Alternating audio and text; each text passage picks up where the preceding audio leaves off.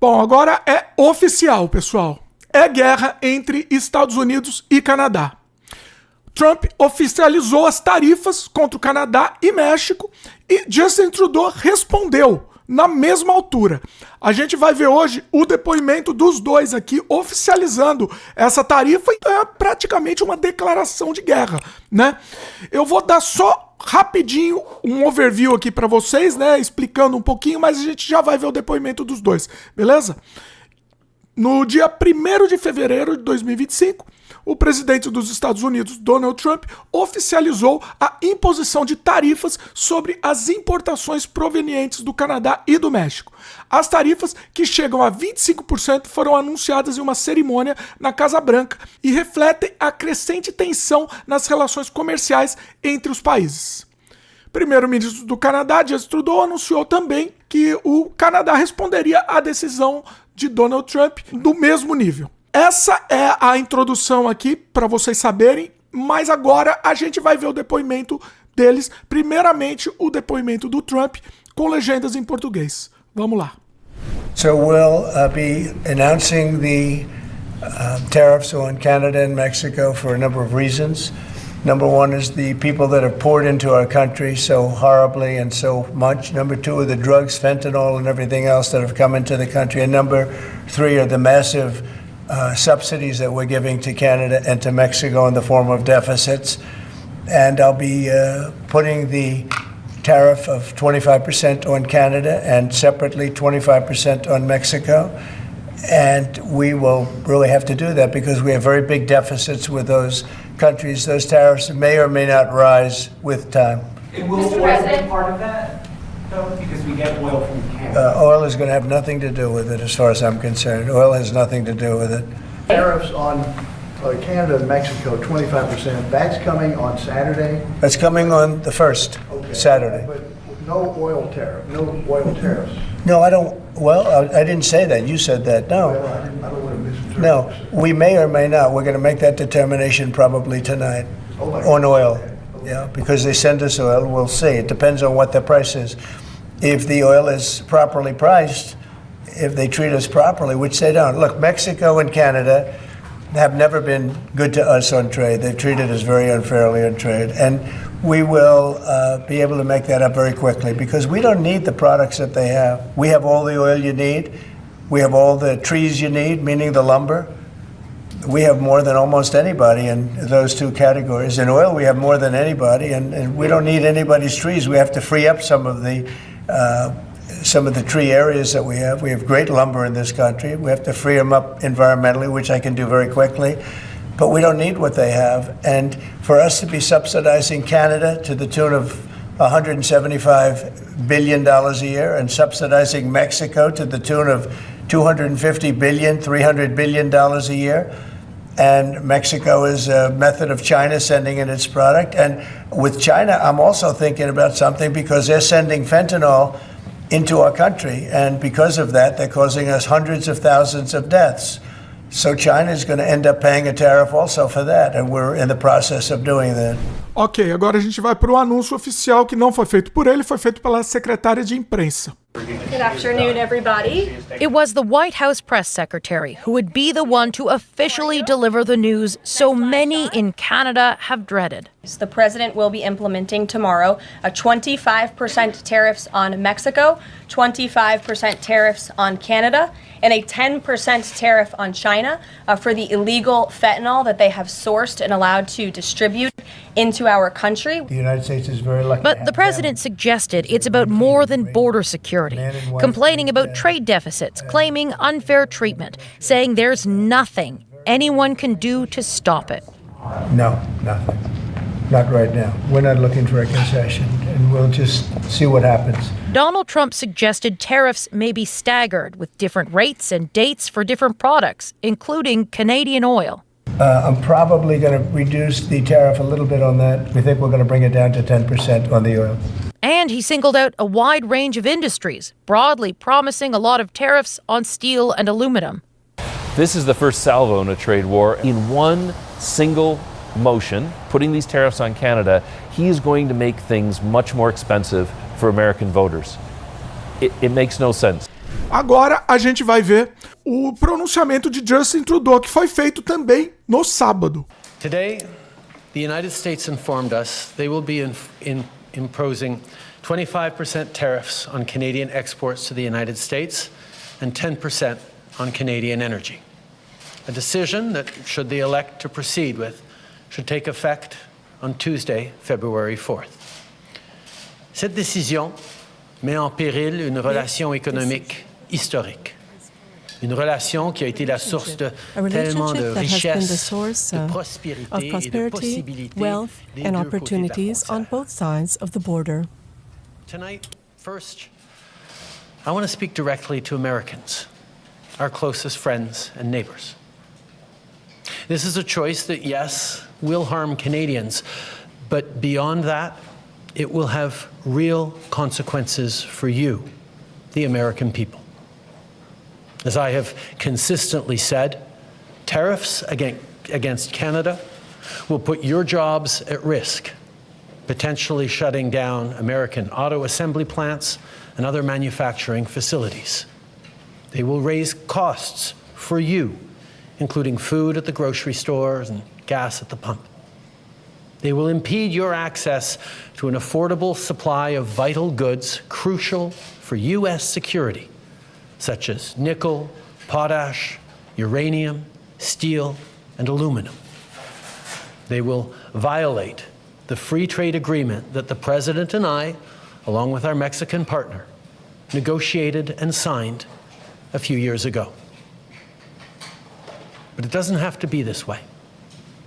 As President John F. Kennedy said many years ago, geography has made us neighbors, history has made us friends, economics has made us partners, and necessity has made us allies. That rang true for many decades prior to President Kennedy's time in office, and in the decades since.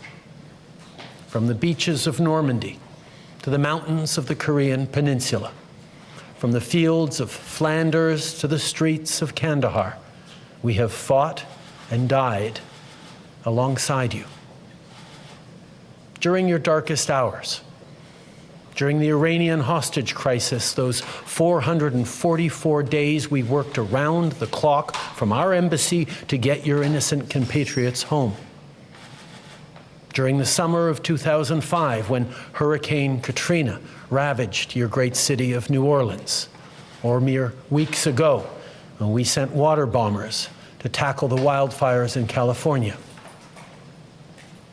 During the day the world stood still, September 11th, 2001, when we provided refuge to stranded passengers and planes, we were always there, standing with you, grieving with you, the American people. Together, we've built the most successful economic, military, and security partnership the world has ever seen. A relationship that has been the envy of the world. Yes, we've had our differences in the past, but we've always found a way to get past them. As I've said before, if President Trump wants to usher in a new golden age for the United States, the better path is to partner with Canada, not to punish us. Canada has critical minerals, reliable and affordable energy, stable democratic institutions, shared values, and the natural resources you need. Canada has the ingredients necessary to build a booming and secure partnership for the North American economy, and we stand at the ready to work together. Let's take a moment to talk about our shared border. Our border is already safe and secure, but there's always more work to do. Less than 1% of fentanyl, less than 1% of illegal crossings into the United States come from Canada. But hearing concerns from both Canadians and Americans, including the American president himself, we're taking action. We launched a $1.3 billion border plan that is already showing results, because we too are devastated by the scourge that is fentanyl, a drug that has torn apart communities and caused so much pain and torment for countless families across Canada, just like in the United States. A drug that we too want to see wiped from the face of this earth. A drug whose traffickers must be punished. As neighbors, we must work collaboratively to fix this. Unfortunately, the actions taken today by the White House split us apart instead of bringing us together. Tonight, I am announcing Canada will be responding to the U.S. trade action with 25% tariffs against $155 billion worth of American goods. This will include immediate tariffs on $30 billion worth of goods as of Tuesday, followed by further tariffs on $125 billion worth of American products in 21 days' time to allow Canadian companies and supply chains to seek to find alternatives. Ce soir, j'annonce la This evening, réplique du Canada. I am announcing Canada's response. I am announcing 25% tariffs on $155 billion of U.S. goods. As of Tuesday, $30 billion worth of U.S. products will be affected, and in 21 days, to allow Canadian companies the opportunity to find alternatives, this will be the case for $125 billion worth of products. Our response will also be far-reaching and include everyday items such as American beer, wine, and bourbon, fruits and fruit juices, including orange juice, along with vegetables, perfume, clothing, and shoes. It'll include major consumer products like household appliances, furniture, and sports equipment, and materials like lumber and plastics, along with much, much more. And as part of our response, we are considering, with the provinces and territories, several non-tariff measures, including some relating to critical minerals, energy, procurement, and other partnerships. We will stand strong for Canada. We will stand strong to ensure our countries continue to be the best neighbors in the world. With all that said, I also want to speak directly to Canadians in this moment. I'm sure many of you are anxious, but I want you to know we are all in this together. The Canadian government, Canadian businesses, Canadian organized labor, Canadian civil society, Canada's premiers, and tens of millions of Canadians from coast to coast to coast are aligned and united. This is Team Canada at its best. Earlier today, I spoke with premiers from all provinces and territories. We are united. They've all supported our approach. We're also aligned to reduce internal trade barriers and to make it easier for consumers to choose Canada and Canada products. A few moments ago, I spoke with Mrs. Sheinbaum, the President of Mexico, our other North American partner, and this country was also the subject of 25% tariffs today. We're working together to face these tariffs. This threat is targeting the entire country, and I am heartened to see all our leaders answer the call and to be so committed to make sure that no Canadians are left behind. Our government will be there for Canadians. We will be there for you. At the same time, I do have something to ask of you. I would ask you to remain united. Many of us will be deeply affected. A lot of people will go through dark times. I'm asking you to support one another, to be there for your friends, your neighbors, and your fellow Canadians. From sea to sea, Canadians are different. We speak different languages. We have different beliefs and opinions. We have different ideas. But when we remain united, we are stronger. And now is also the time to choose Canada. There are many ways for you to do your part. It might mean checking the labels at the supermarket and picking Canadian-made products. It might mean opting for Canadian rye over Kentucky bourbon, or foregoing Florida orange juice altogether.